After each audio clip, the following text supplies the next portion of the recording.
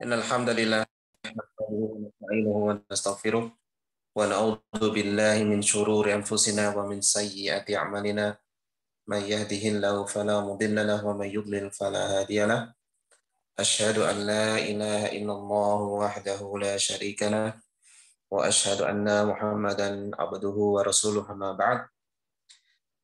Alhamdulillahirabbil alamin, segala puji bagi Allah Subhanahu wa taala yang telah mengumpulkan kita pada kesempatan ini yang kita masih membahas suatu kitab yang ditulis oleh Syekh Abdul Razak bin Abdul Muhsin Al-Abad hafizallahu taala terkait pendidikan anak. Yang buku tersebut yaitu berjudul Asyru Rakaiza fi Tarbiyatil Abna, yaitu 10 pilar-pilar utama dalam pendidikan anak. Dan kita masih dalam pembahasan yaitu terkait tentang nasihat, ya, nasihat kepada anak-anak, badlun nasihah atau badlun nushi, yaitu senantiasa berusaha dengan keras untuk menasihati anak-anak. Dan kita masuk ke pembahasan yang sebenarnya kalau misalkan dibuat satu kajian khusus, yaitu akan luar biasa sekali, ya, yaitu terkait tentang nasihat Luqman kepada anaknya. Nah, untuk memahami nasihat Luqman kepada anaknya ini tentunya bekal bahasa Arab dan pengetahuan tentang bahasa Arab ini sangat mutlak kita perlukan untuk memahami bagaimana uslub, gaya bahasa, dan kelembutan dari Luqman. Mengapa Allah Subhanahu wa taala itu menyebut Luqman ini yang memiliki hikmah? Nah, itu akan lebih kuat lagi asarnya, lebih kuat lagi dampaknya dalam hati kita ketika kita bisa memahami terkait bahasa Arab, ya, baik itu balaghahnya, baik itu nahwunya, baik sorofnya, dan seterusnya. Dan kita masih insya Allah akan membahas kajian tersebut, ya, kita kupas nggak terlalu dalam, tapi ya sepanjang sedikit demi sedikit, ya, terkait nasihat ini, karena ini nasihat yang sangat luar biasa. Kemudian tidak lupa kita aturkan salawat dan salam kepada Nabi kita Muhammad SAW dan juga para sahabatnya, kemudian keluarga beliau dan para pengikutnya hingga hari kiamat. Bismillah, kita buka dulu terkait kitabnya.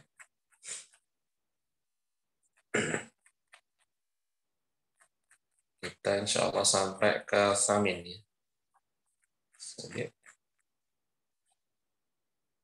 Ya. Badlun nushi wa taujih. Ya. Untuk agar kita sedikit mengingat-ingat murojaah, ya, kita terjemahkan secara ringkas, yaitu yang judulnya di sini yaitu pilar yang ke-8, yaitu Badlun nushi wa taujih. Ya, Badlun nushi wa taujih. Dan juga di antara pilar-pilar pendidikan anak yang agung, yaitu senantiasa mudawamah, senantiasa untuk menasehati dan mengarahkan. Terlebih lagi terlebih lagi, ya, pada perkara-perkara yang mulia, akhlak yang mulia. Ya. Dimulai dengan mengajarkan atau mengarahkan anak-anak akidah agama, kemudian kewajiban-kewajiban Islam dan rukun-rukunnya, dan seluruh perintah-perintah syariat. Dan demikian juga untuk dalam rangka az-zajru wa tahdzir, ya, peringatan, wanti-wanti istilah kita, yang jangan sampai melakukan, yaitu dimulai dengan kabair, dosa-dosa besar. Kemudian seluruh larangan agama, dan ini adalah perkara yang wajib menjadi bagian yang paling besar dalam hal mengarahkan anak dan menasihati anak. Jadi ada yang harus dilakukan oleh anak-anak dan ada harus yang ditinggalkan, yang harus supaya dijaga agar mereka tidak melakukannya. Dan ini kemarin juga sudah kita jelaskan bahwa butuh ilmu. Tidak bisa hanya sekedar kita pembawaan alami kita.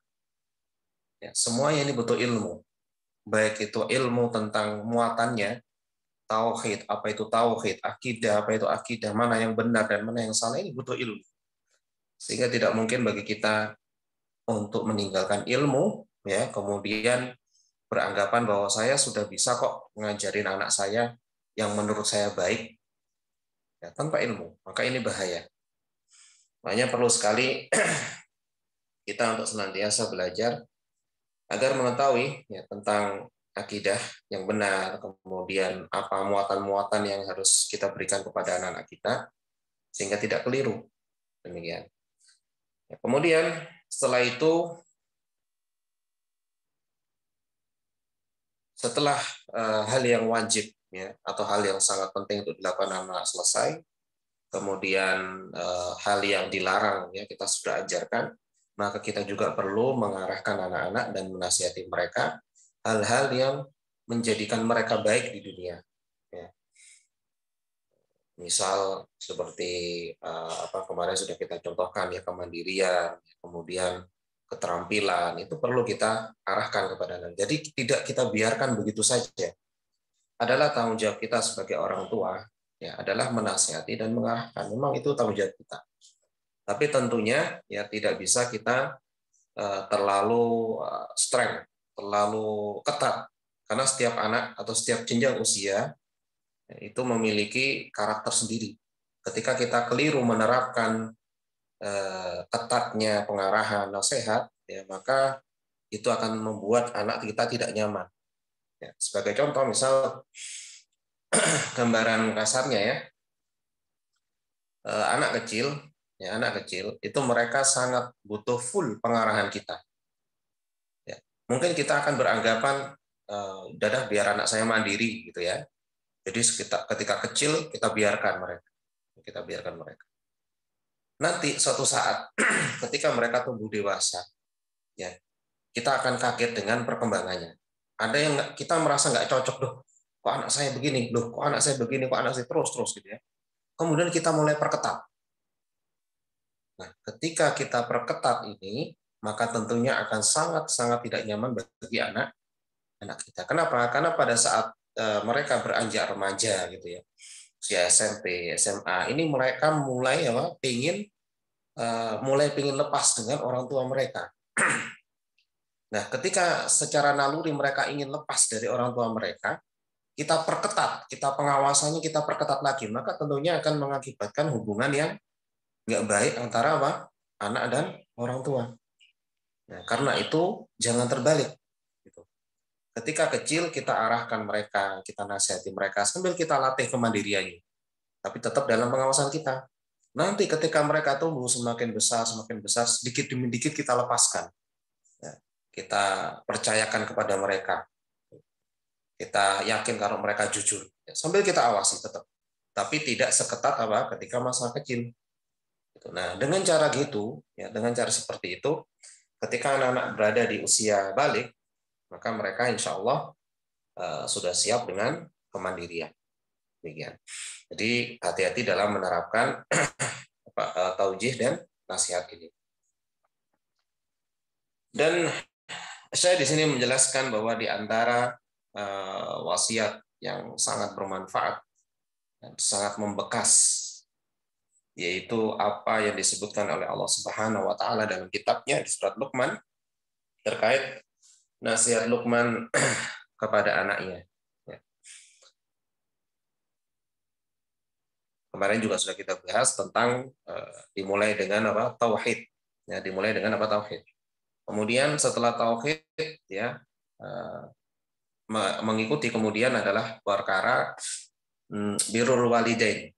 Ya, birrul walidain, yaitu berbakti kepada orang tua. Nah, berbakti kepada orang tua ini anak-anak tidak bisa kita biarkan secara alami kemudian mereka berbakti, nggak bisa. Tetap kita ajarkan sebagaimana kita mengajarkan tauhid. Kita latih mereka. Ya, mijit, ya mijit. Kemudian ketika kita capek kemudian minta, ya tolong dong pijitin Abi misalkan, pijitin Umi. Tolong dong ini kalau bahasa Jawa kan ide-ide. Nah, sebenarnya di situ ada pembelajaran yang luar biasa. Ya, pembelajaran yang luar biasa untuk apa? Berbakti kepada orang tua. Kita ngajarin anak berbakti pada orang tua. Maka jangan sungkan. Jangan sungkan untuk meminta anak seperti itu. Misal lagi kita ingin disiapkan kopi atau disiapkan teh oleh anak-anak. Ya, maka ajarkan anak-anak tersebut. Maka insya Allah akan kita sambil ngajarin mereka yaitu cara apa? Cara berbakti kepada orang tua. Jadi tidak bisa kita biarkan, ya tetap kita arahkan, kita latih mereka untuk berbakti kepada orang tua. Nah, kita insya Allah akan membahas nasihat berikutnya, yaitu tentang muraqabah. Bagaimana caranya Luqman Al-Hakim menasihati anaknya terkait menanamkan bagaimana anaknya tersebut merasa bahwa Allah Subhanahu wa taala mengawasi dia dan nanti semua amal dari anaknya tersebut akan dimintai pertanggungjawaban di mana? Di akhirat. Nah, ini nasihat yang sangat luar biasa. Silakan lihat di slide. Saya ganti slide-nya dulu.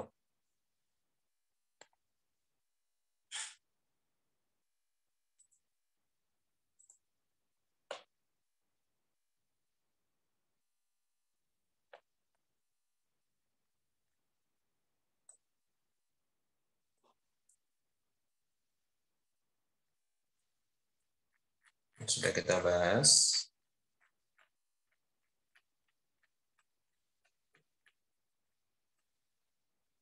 Nah, kita mulai dengan lanjutan dari pembahasan yang kemarin, ya, yaitu terkait nasihat untuk berbakti kepada orang tua.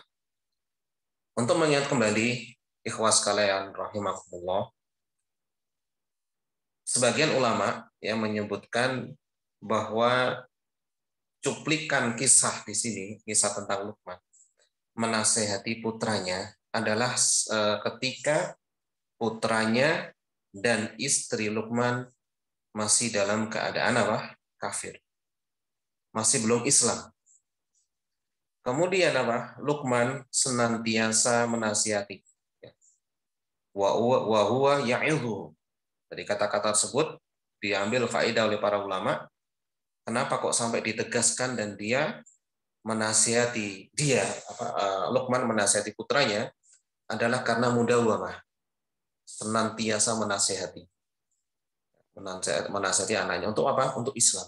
Dalam kondisi orang tuanya masih istrinya Luqman masih kafir dan anaknya juga masih apa? Kafir. Nah, ketika kita memahami ini, ya, dan kemudian membaca bagaimana firman Allah Subhanahu wa taala, ya, yang menjelaskan nasihat Luqman kepada anaknya untuk berbakti kepada orang tuanya, terutama ibunya, ini akan luar biasa. Bagaimana seorang Luqman mengatakan kepada anaknya, kalau bahasa kita gitu ya, nak, ingatlah, ya, mungkin kalau terang-terangan, walaupun umi kamu itu dalam keadaan kafir, dalam keadaan belum Islam, maka ingat bahwa umimu itu sudah mengandung kamu, ya, penuh dengan kesusahan. Digambarkan dulu agar anaknya itu tersentuh. Setelah itu, ya, setelah mengandung kemudian melahirkan, masih dididik, ya, kemudian dirawat, ya, selama 2 tahun. Kemudian setelah itu apa? Setelah 2 tahun baru disapi. Terus kemudian apa? Anishkurli wali walidaika. Oleh karena itu bersyukurlah kepadaku, yaitu kepada Allah Subhanahu wa taala, dan wali walidaika, dan kedua orang tuamu. Ini luar biasa sekali ya, seakan-akan mengatakan kepada, nanti ada di ayat berikutnya juga, mengatakan kepada putranya, walaupun masih dalam keadaan kafir, ingatlah jasa ibumu. Begitu luar biasanya mengandung kamu. Maka kalau seandainya ibumu atau siapapun, ya terutama orang tua, itu berusaha dengan keras untuk mengeluarkan kamu dari agamamu nanti, ya kalau dia masuk Islam, mengeluarkan agamamu, maka janganlah hal itu menjadi penghalang bagimu untuk apa? Untuk selalu menemani sahib, menemani ibumu, ya, dan berbuat baik kepadanya. Ini bukankah sesuatu yang sangat lembut sekali, ya, bagaimana bahasa Luqman ketika menyampaikan nasihat ini kepada anak. Nah, kita akan bahas insya Allah di sini bagaimana indahnya bahasa Al-Quran dan hikmah Luqman ketika menerangkan berbakti kepada orang tua. Tapi yang pertama, wasiat ini adalah bukan wasiat yang remeh. Kalau Anda mempelajari di surat Luqman ayat 14 ini, coba perhatikan bagaimana awal ayat ini. Wa wassaynal insana biwalidayhi. Wa dan wassayna, kami wasiatkan al insana manusia biwalidayhi, terhadap apa? Kedua orang tuanya. Maksudnya apa? Kami wasiatkan untuk berbuat baik kepada apa? Kedua orang tua. Siapakah yang mewasiatkan? Allah Subhanahu wa taala. Di sini Luqman hanya menyampaikan kepada anaknya tentang wasiat dari Allah Subhanahu wa taala untuk senantiasa berbuat baik kepada kedua orang tua. Kemudian di akhir dari ayat ini, ya, Allah menyebutkan wa ilayya atau ilayyal masir. Ya. Para ulama termasuk Ibnu Ashur yang menjelaskan ilayyal masir ini maksudnya apa? Ilayyal masir, kepada kami, kepada kulah, kepada Allah lah al-masir, tempat kembali. Kepada kulah, ya, kepada Allah lah kamu akan dikembalikan. Bahasa mudanya seperti itu. Nah, di sini ada ancaman, ya, ada ancaman yang luar biasa secara halus. Kenapa? Kata-kata maksir, ya. Nanti kalau seandainya kamu melakukan yang nggak sesuai dengan yang diwasiatkan ini, ya, maka nanti kamu akan dikembalikan kepada Allah Subhanahu wa taala dan akan diazab sesuai dengan penyimpanganmu dari wasiat ini. Tetapi ya, kalau seandainya kamu melakukan wasiat ini dengan baik, maka Allah akan memberikan balasan kepada kamu dengan sempurna, ya, sesuai dengan seberapa jauh kamu menerapkan wasiat. Jadi ini walaupun kita kalau membaca, wah kelihatannya kok biasa aja ya, tapi kalau dalam konteks bahasa Arab ini luar biasa. Karena itu dosa yang paling besar setelah syirik adalah uququl walidain, yaitu apa? Durhaka kepada kedua orang tua. Apalagi kepada apa? Kepada ibu. Karena di sini coba perhatikan kenapa Allah Subhanahu wa taala, ya, tidak menuliskan, ya, tidak menyampaikan tentang beratnya seorang ayah. Jasa seorang ayah dan seorang ibu, ya, itu ada kepada anaknya. Ayah dia berusaha untuk cari nafkah, ya, banting tulang untuk menjadikan seorang ibu mungkin dia bisa makan, bisa merawat anaknya. Begitu juga anaknya. Jasa seorang ibu juga sama. Ya. Tapi di sini hanya disebutkan jasa seorang ibu. Hamalathu ummuhu wahnan ala wahnin wa fisaluhu fi amain. Ini adalah jasa seorang apa? Seorang ibu. Ini menunjukkan pengutamaan ibu, ya, daripada ayah. Ini luar biasa sekali ya nasihat dari Luqman kepada anak. Kemudian Allah Subhanahu wa taala di sini berfirman, hamalathu ummuhu wahnan ala wahnin. Wahnan ala wahnin, ya, ini disebutkan oleh Atha al-Khurasani, yaitu dha'fan ala dha'fin. Kelemahan demi kelemahan. Masyaqqah, kesulitan demi kesulitan. Ketika seorang ibu hamil pertama kali, ya tahu hamil, maka mungkin ada masyaqqah di sana, mulai ya, muntah-muntah, mungkin merasa mual gitu ya, badannya nggak enak, capek semuanya, tentunya beda-beda. Semakin hari, ya, biasanya kan semakin berat. Mungkin mualnya berkurang, ya, tapi mulai ada tidak nyaman dalam tubuhnya, perutnya sudah mulai membesar dan seterusnya. Dan tubuhnya akan semakin Semakin lemah. Ya, wahnan ala wahnin. Terus coba rasakan bagaimana Luqman menasihati anaknya dengan menyentuh hatinya. Yaitu dengan menggambarkan bagaimana perjuangan seorang ibu, ya, untuk mempertahankan kehamilannya. Ya, dan ini gaya bahasa yang diturunkan oleh Allah Subhanahu wa taala. Dan kita tidak masalah kita menjelaskan atau mungkin menggambarkan kepada anak-anak kita pentingnya birrul walidain dengan cara ini, nggak masalah. Ya, kita jelaskan bagaimana. Kadang-kadang anak tidak tahu ya. Ayah mungkin ada seorang ayah kerja di rumah. Ya. Dia bidang IT. Yang diketahui anak ya, ketika ayah itu bekerja bidang IT ngetik gitu ya. Yang diketahui anak adalah orang tua laptopan. Biasanya kan begitu. Ayahmu kerjanya di rumah laptopan.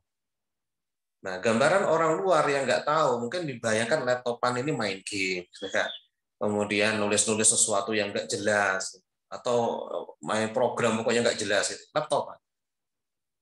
Itu yang diketahui anak, ilmunya sampai situ.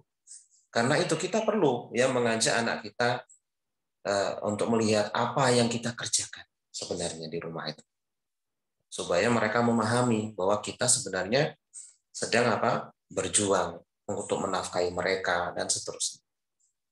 Demikian. Jadi ada kalanya kita menunjukkan kepada anak-anak kita ya tentang bagaimana usaha kita tentunya untuk memberikan nafkah kepada anak-anak. Itu untuk yang suami. Kalau yang ibu juga sama ya.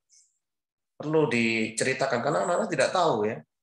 Kalau nggak kita tekankan, ya, misalkan bagaimana beratnya seorang ibu hamil, ya, beratnya seorang ibu mengandung, kemudian melahirkan, maka itu dianggap biasa saja oleh anak-anak. Tapi ketika kita tekankan, ya sudah tergambar dalam benak mereka bahwa oh iya, ibuku ternyata berjuang sampai seperti ini.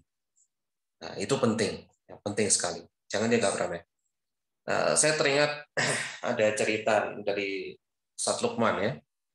Insya Allah kita ambil pelajaran dari ceritanya. Ada salah satu saudara beliau, gitu ya. Tadinya itu dalam tanda kutip inilah nakal, gitu ya. Tidak mau mondok segala macam. Membuat sesuatu yang bisa jadi dikeluarkan. Nah, ini kurang lebihnya nanti bisa konfirmasi ke beliau sendiri. Saya hanya menangkap dan faedahnya kayak apa. Kemudian suatu ketika ibunya ini di tengah hujan, ya pokoknya sesuatu yang berat ya, merelakan untuk sampai tiba di pondoknya saudaranya Ustaz Luqman. Dan ternyata ketika saudara Ustaz Luqman melihat perjuangan ibunya sampai seperti itu, ya, merelakan berjalan jauh, kemudian hujan-hujan hanya untuk menjenguk anaknya, ya, muncullah rasa empati dan kasihan. Nah, disebutkan sama beliau Ustaz Luqman ya, sampai ya saat itulah mulai berubah anak. Yang tadinya itu ogah-ogahan, ya akhirnya berubah jadi lebih baik dan lebih baik. Nah, ini faedah yang luar biasa dari nasihat Luqman ini.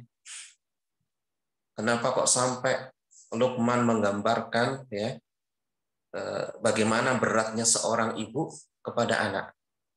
Untuk apa? Agar dia mau berbakti kepada ibunya. Berikutnya, wa fisaluhu fi amain. Ya. Wa fisalun ini adalah dalam bahasa kita itu menyapih fi amain ya.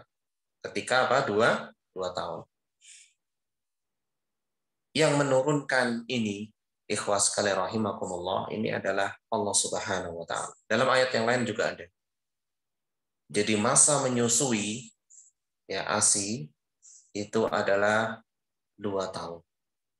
Setelah 2 tahun ya mulailah disapih. Mulai disapih. Nah, coba Anda renungkan bagaimana dan apa yang kebanyakan dilakukan oleh kaum wanita sekarang.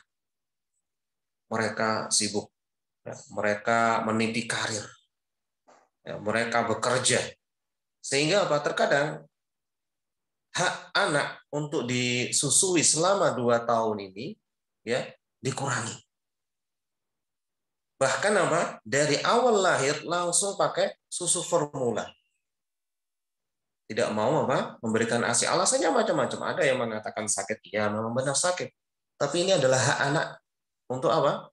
Untuk mendapatkan ASI ibunya. Dan pasti ya kalau Allah menceritakan sesuatu, Allah memerintahkan sesuatu, ya pasti itu akan bermanfaat untuk kita. Ini sudah keyakinan. Tidak mungkin Allah Subhanahu wa taala memerintahkan sesuatu atau menganjurkan sesuatu itu buruk bagi kita. Nah, ini Al-Qur'an langsung yang mengatakan apa? Wa fisaluhu amain fi amain. Dalam ayat lain juga ada. Ya. Bagaimana menyusui itu selama apa? 2 tahun. Maka tugas ibu ya, penuhilah hak seorang anak.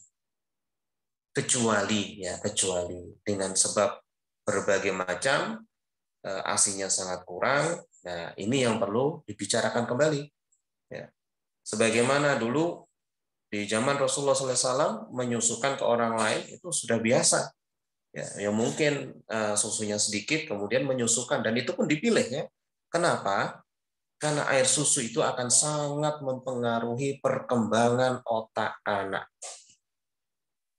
Dan hubungan ikatan antara anak dan orang tua, ya, terutama ibunya, itu dimulai dari ASI. Kalau ASINya saja sudah kita tidak penuhi, ya, maka bagaimana bisa ada hubungan yang dekat antara orang tua, ibu dengan anaknya? Karena itu sebelum kita menuntut ya bakti anak-anak kepada kita, ya, menuntut hak kita, ya, yang agar dipenuhi anak-anak, maka penuhilah dulu apa? Hak anak. ASINya, nah, kemudian pendidikan mereka. Ya. Selama 2 tahun dia nggak bisa apa-apa. Dia sangat bergantung dengan orang tuanya. Sedangkan kita mungkin apa? Dalam 2 tahun itu nggak memenuhi mereka. Ya, mungkin membiarkan mereka terus ngasih kepada pembantunya misalkan. Berarti haknya belum dipenuhi dengan bagus. Ini penting ya. Jadi yang menetapkan bahwa menyapih itu setelah 2 tahun adalah siapa? Allah Subhanahu wa taala. Maka hendaknya kita memenuhinya. Terus kemudian di sini ada isyarat juga pentingnya pendidikan seorang ibu. Di masa-masa ini, ikhwas sekalian rahimakumullah, sebenarnya sudah kurang lebih sekitar 7 tahun atau 8 tahun lebih. Saya ketika melihat kondisi kita, bagaimana kebanyakan ibu-ibu ya, mendidik anak aja tidak paham caranya. Mendidik anak belum begitu memahami. Kemudian apa yang harus dia lakukan ketika hamil, ya, ketika sebelum prakehamilan, kemudian setelah melahirkan dan seterusnya. Ini hanya sekedar kadang-kadang sekedar fisik saja, bagaimana supaya sehat, bagaimana supaya aman gitu ya. Tapi tidak ada atau belum ada yang sampai menyentuh dalam terkait pendidikan akhirat. Sehingga dulu sempat terpikir, wah kayaknya ini butuh sekali kita itu ada pendidikan, ya, lembaga pendidikan yang mendidik orang tua ya, dan anaknya ya, dari usia sebelum mereka ada di dalam perut uminya, ya misalkan pranikah gitu ya, belum nikah, kemudian ketika menikah kayak apa, terus dibimbing, gitu kan, sampai melahirkan ya, sampai usianya 2 tahun dan seterusnya. Ini adalah peluang-peluang atau hal-hal yang perlu masuk pendidikan di situ. Ini yang banyak yang kurang. Berapa banyak orang yang tahu bahwa pentingnya ASI, ya, pentingnya ASI kita berikan kepada anak-anak sampai masa 2 tahun. Itu banyak yang tidak tahu. Nah, karena itu masuklah sisi misalkan ada ini saya belum mampu ya melakukan, tapi kalau ada yang lembaga seperti itu, masya Allah, sekolah pranikah misalnya, sekolah orang tua pranikah, kemudian sekolah misalkan 0 tahun, anak usia 0 tahun, jadi belum ada anaknya ya, sekolah orang tua, jadi orang tuanya yang menyiapkan bagaimana kondisi-kondisi yang diperlukan agar anaknya nanti berkembang dengan baik. Bukan hanya perkembangan fisiknya atau kecerdasan dari sisi dunia, tapi bagaimana akhiratnya. Bahkan hafalan Al-Quran, ya, ikhwas sekalian rahimakumullah, yang paling bagus adalah dimulai dari kandungan, bahkan sebelum lahir. Ya. Banyak sekali para ulama didahului dengan proses sebelum lahir anaknya. Bagaimana ibunya, bagaimana kondisi ibunya untuk menyiapkan. Di Mauritania contohnya, mereka sudah terbiasa ada ibu yang hamil gitu ya, menerima setoran anaknya. Dan itu dilakukan setiap hari gitu. Sambil gendong anaknya, ya ada yang masih menyusui, masih dia mengandung, dibantu dengan anaknya yang sudah besar, itu setoran itu berulang kali dan setiap hari. Jadi yang didengarkan oleh anak-anak yang digendongnya, didengarkan anak-anak yang di kandungannya ibunya, itu ada Al-Quran setiap hari. Karena itu ya ketika mereka di Mauritania 7 tahun itu sudah hafal Quran, wajar. Ya, karena sudah terkondisi. Nah, kalau kita sekarang ya dengan kondisi yang seperti ini, ya, tinggal di seperti ini, maka sangat sulit sekali untuk menghasilkan anak-anak yang seperti itu.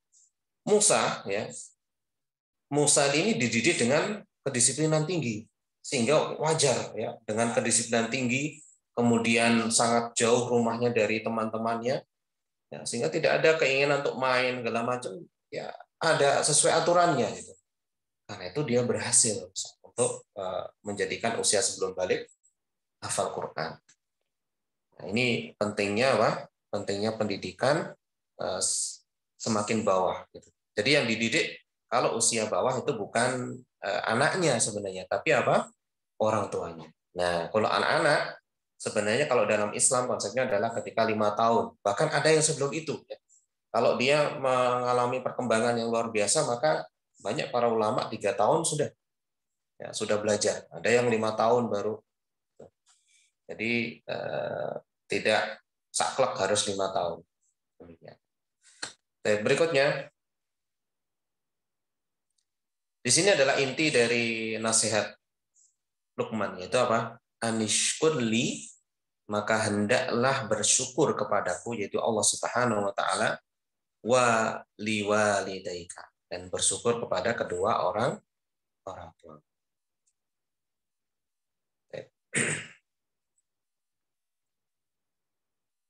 Nah, kita cermati lagi dari ucapan ilayyal masir.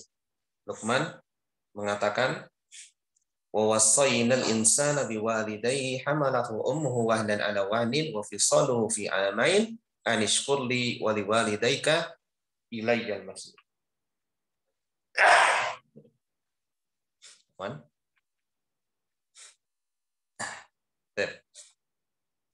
Coba perhatikan ilayyal masir. Nah, ini peran orang yang mengetahui bahasa Arab ya.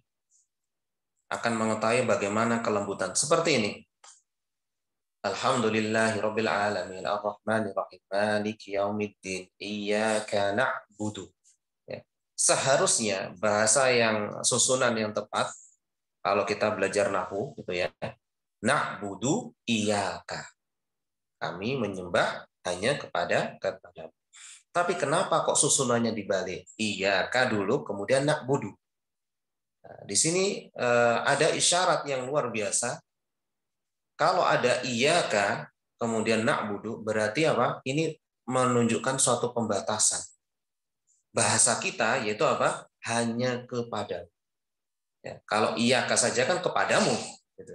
Tapi kalau dibalik susunannya iyyaka kemudian na'budu, maka bahasanya lebih kuat lagi, hanya kepadamu. Tidak kepada yang lain. Jadi hasar pembatasan. Begitu juga ini ya. Allah Subhanahu wa taala menyebutkan ilayyal masir. Bukan masirun ilayya dikembalikan kepada kami enggak. Tapi ilayyal masir. Kenapa kok ilayya? Karena kita semua pasti akan dikembalikan kepada Allah Subhanahu. Dan hanya kepada Allah kita akan dikembalikan. Entah itu nanti kita akan masuk dikembalikan ke tempat tinggal kita di neraka, naudzubillahi min dzalik, atau tempat kita tinggal di mana? Di surga. Ilayya. Kenapa kok ada alif lam? Ya. Kenapa ada alif lam? Kenapa?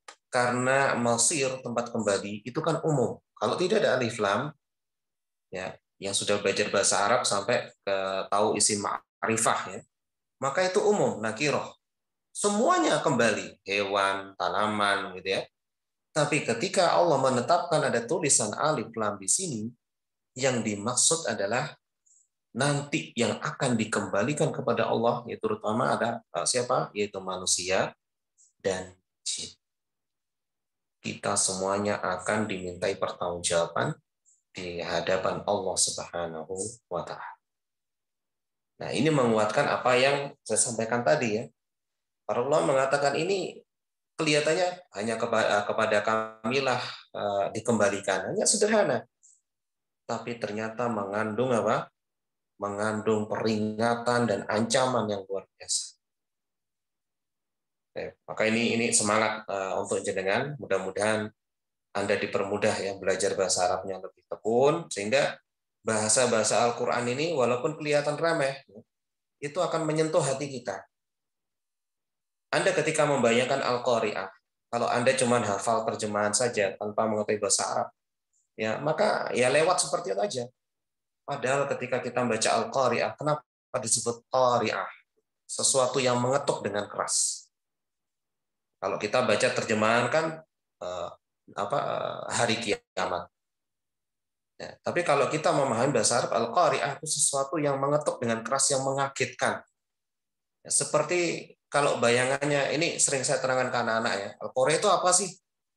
Ya bayangannya ya, kita nggak bisa menggambarkan persis ya bagaimana hari kiamat. Kalian tidur dengan nyaman, enak, yang merasa tenang, kemudian pintu rumah kalian digedor dengan keras. Seperti apa? Gedorannya maling misalnya. Bagaimana hati kalian? Berdetak yang sangat keras. Al-Qari'ah. Nah, kemudian coba Anda renungkan wal adiyati dhabaha. Ya, kalau kita hanya membaca terjemahan, paling ya cuma wal adiyati dhabaha ya. Demi kuda-kuda liar yang berlari tengah-tengah dan seterusnya. Tapi kalau kita paham bahasa Arab, maka hal-hal yang sangat kecil-kecil ini nggak bisa kita sentuh, bisa kita pahami dengan luar biasa. Padahal hanya surat apa? Surat pendek, gitu kan? Nah itu dorongan bagi antum sekalian untuk belajar bahasa Arab. Ya sehingga apa yang kita baca dalam sholat itu sangat-sangat menyentuh hati kita, walaupun pendek. Coba bagaimana bisa ya ada seorang syekh baca Al-Fatihah aja nangisnya sampai luar biasa. Kalau kita baca Al-Fatihah saja sekedar terjemah, biasa gitu ya. Tapi bagi orang yang paham bahasa Arab, bagaimana balaghahnya, bagaimana sisi kelembutan-kelembutan dalam setiap ayat, kenapa kok Allah memilih kata ini, nggak kata itu akan luar biasa. Ya, sebentar ini baterainya mau habis, saya hidupkan dulu.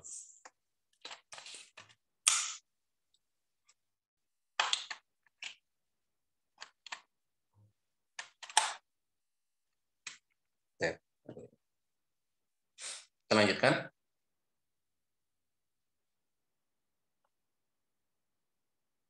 Kemudian Allah Subhanahu wa taala berfirman, masih lanjutannya di surat Luqman ya.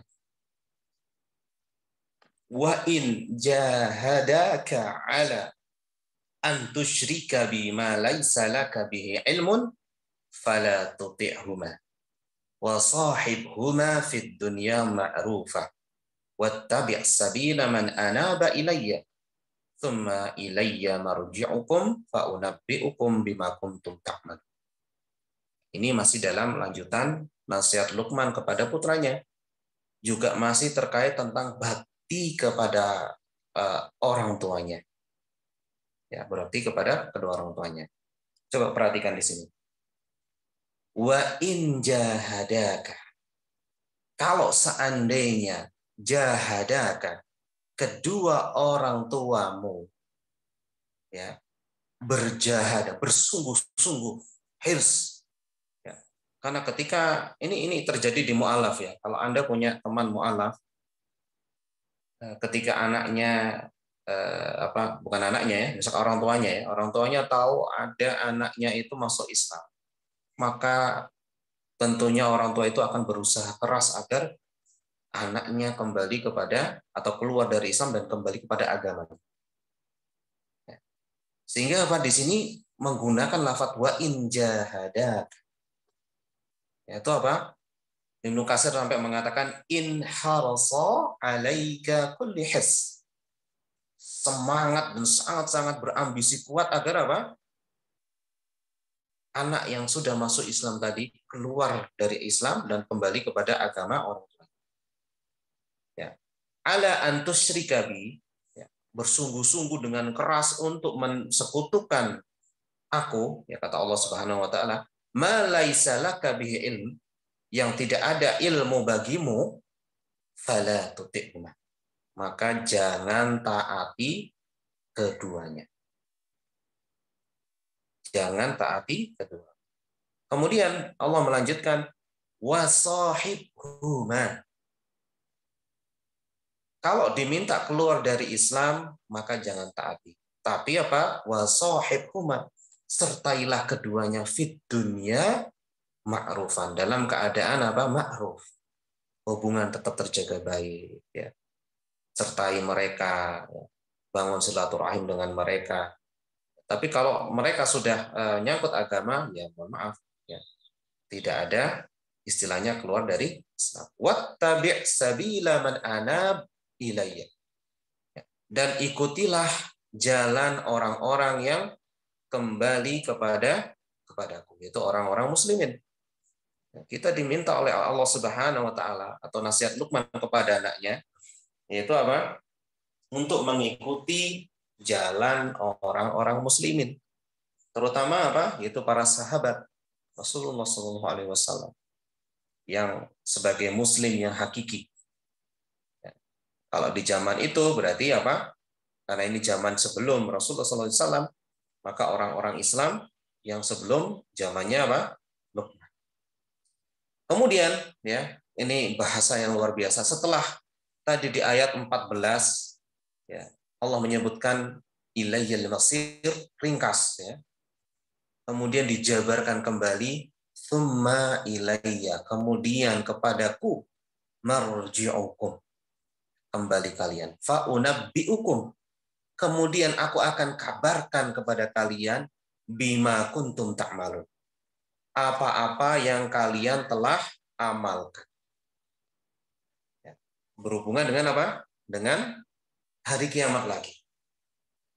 Berhubungan dengan apa? Peringatan untuk nawas nanti, ya, awas nanti di hari kiamat semua amalan kita akan dipertanggungjawabkan apa? Dua kali Allah mengulang sampai ayat 15 ini.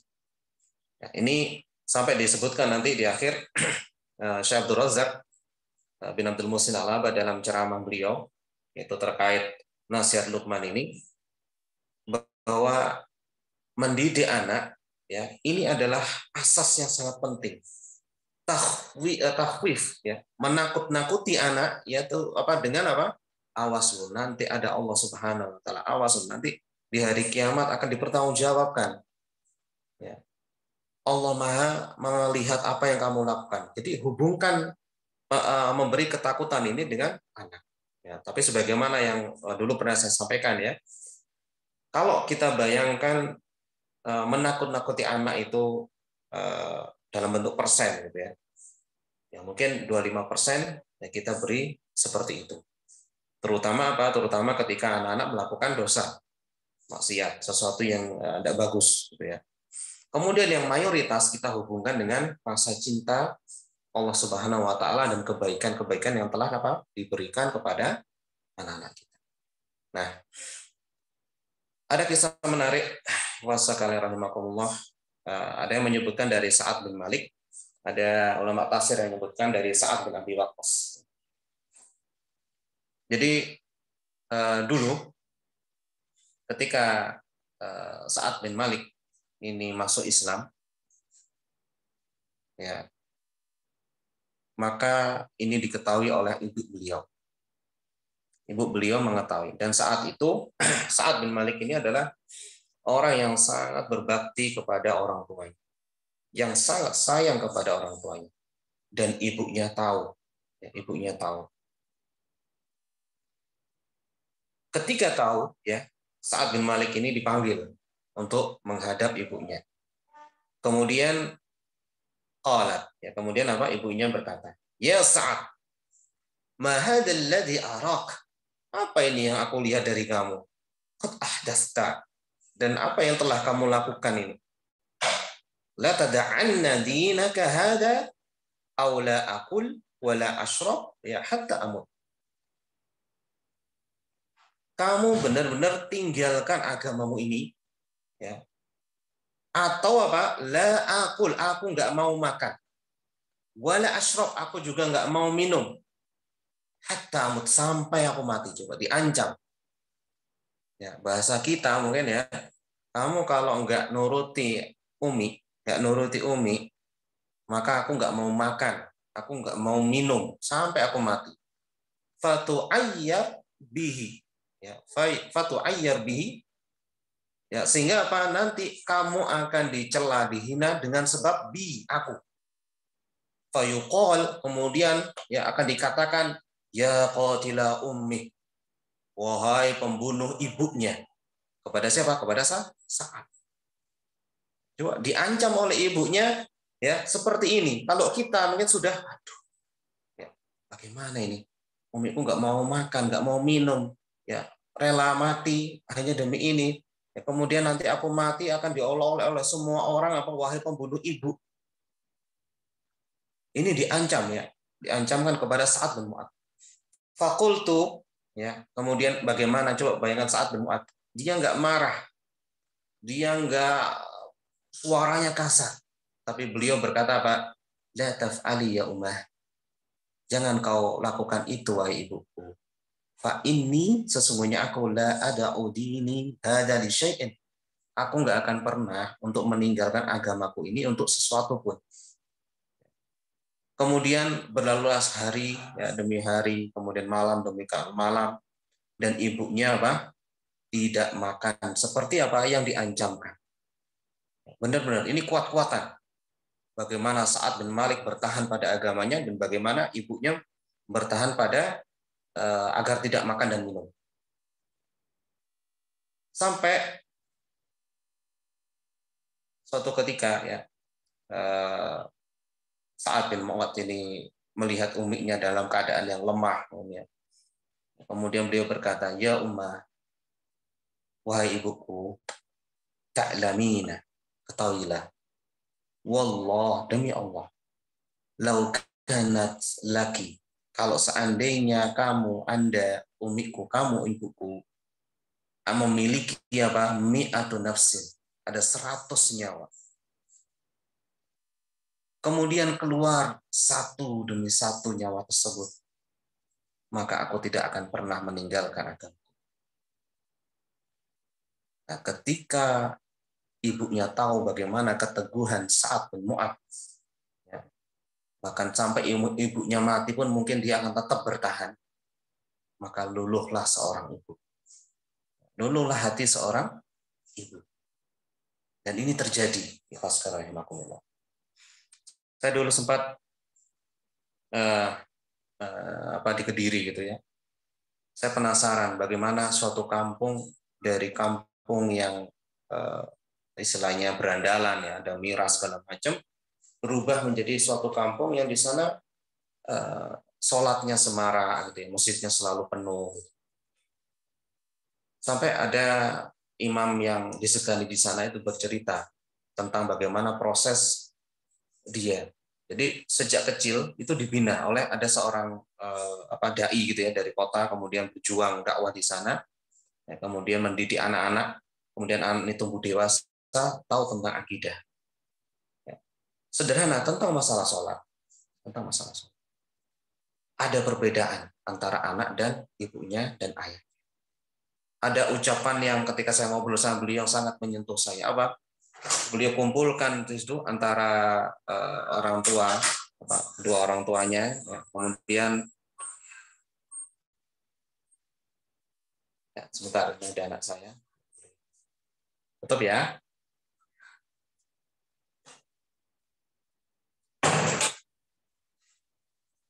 Jadi ada ucapan yang sangat menyentuh. Beliau mengatakan kepada ibunya, ibu itu akan lebih mudah tersentuh daripada ayah. Kalau ayah harus pakai logika, bahkan egonya akan sulit untuk nembus. Tapi ibu tidak. Ada ucapan yang sangat menyentuh dari dia kepada ibunya. Bu, saya itu sangat sayang ibu. Ya, saya sangat cinta sama ibu. Saya nggak mau pisah sama ibu di dunia dan di akhirat.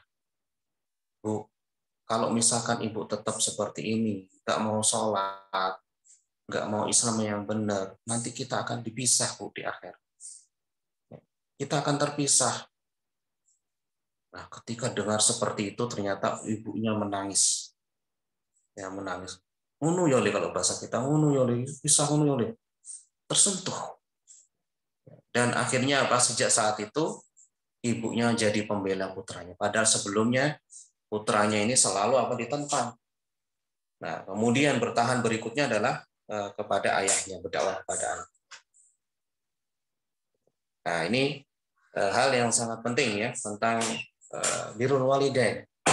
Walaupun ibu kita bertentangan dengan kita, tetap kita harus jaga hubungan baik dengan. Ya, kita lanjutkan, insyaallah kurang 2 menit. Nah, ini secara ringkas, ikhwan sekalian rahimakumullah, bahwa di dalam surat Luqman ini, yaitu ayat 14, kemudian ayat 15, kemudian dilanjutkan ayat 16, ya. Ini menunjukkan pentingnya penanaman muraqabah. Dimulai dari ilayyal masir. Kemudian dijabarkan lagi, summa ilayya marji'ukum fa unabbi'ukum bima kuntum ta'malun. Ya. Kemudian didetailkan lagi, ya bunayya innaha in takum mithqala habbatin min khardalin fatakun fi sakhra aw fi samawat aw fil ardi ya'ti bihallah. Innallaha latifun khabir. Nah, kita fokus ke ayat yang ke-16 ini. Secara ringkas, ya. Pertama, Luqman Al-Hakim di sini menyebutkan ya bunayya. Sudah kita lewati ya. Ya bunayya adalah cara untuk memanggil anak dengan lembut. Kemudian coba perhatikan, innaha in takum mithqala habbatin min khardalin. Ada kata-kata ha di sini. Sesungguhnya dia. Ya, sesungguhnya dia. Nah, para ulama menjelaskan hadis ini kembali kepada kesalahan, maksiat, dan dosa. Jadi Luqman mengatakan sesungguhnya kalau ada suatu dosa atau perbuatan yang keliru, ya intaku mithqala habbatin min khardal, yang kamu lakukan sekecil habbah biji min khardal dari sawi, ya, biji sawi, fatakun fis sakhra, yang kamu lakukan atau kamu simpan, kamu adakan di mana?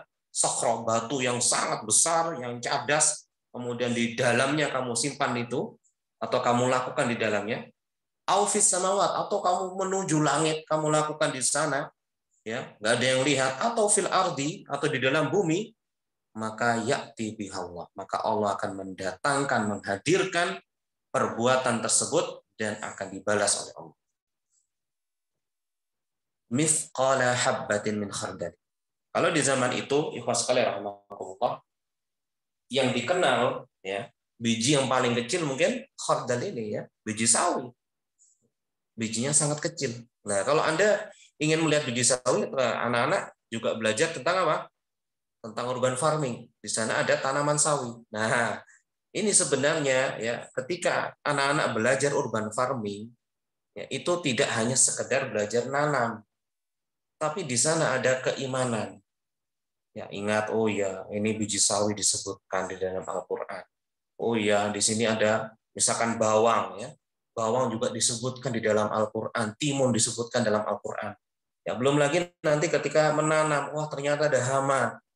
Ya, kemudian kita menunggu panen, ya. Ternyata panennya gagal. Bagaimana sikap kita, ketawakalan kita terhadap panen. Jadi urban farming itu sebenarnya adalah mengandung muatan-muatan keimanan yang sangat-sangat luar biasa. Tapi ini semua tergantung dari apa?